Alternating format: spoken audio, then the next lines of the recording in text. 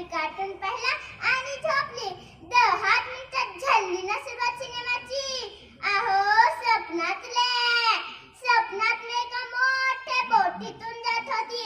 आकाशात स्वच्छ चांदणं पडलं होतं. मंद वारा सुटला होता. मी हळूचपणे डोकावून पाहिलं तर एक सोनेरी मासा माझ्याकडे कुतूहलाने पाहत होता. त्याला पकडा म्हणून मी जरास वाकले आणि अरे रे, मी धपकन पाण्यातच पडले.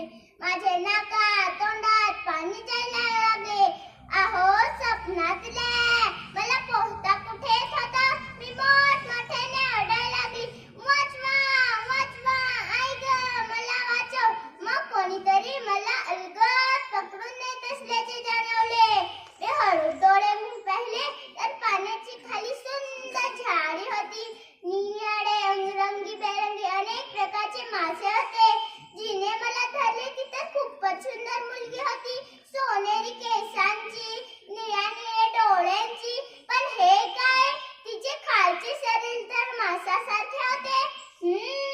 आता समजली. बहुतेक ती जलपरी होती.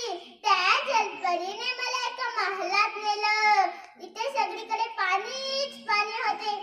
आता मी त्या पाण्यात किती पण खेळली ना, पण नेहमीसारखं ओरडायला आई कुठे होती ते स्वप्नात, आणि चुगली करायला पण घरातलं कुणीच नसतं.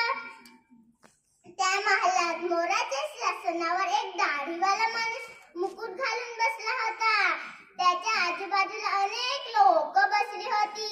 आता मला समजले की हा माणसांचा देश आहे व तो त्यांचा राजा आहे. पहिले तर ते दाढीवाले राजाने माझ्याकडे रागाने पाहिले.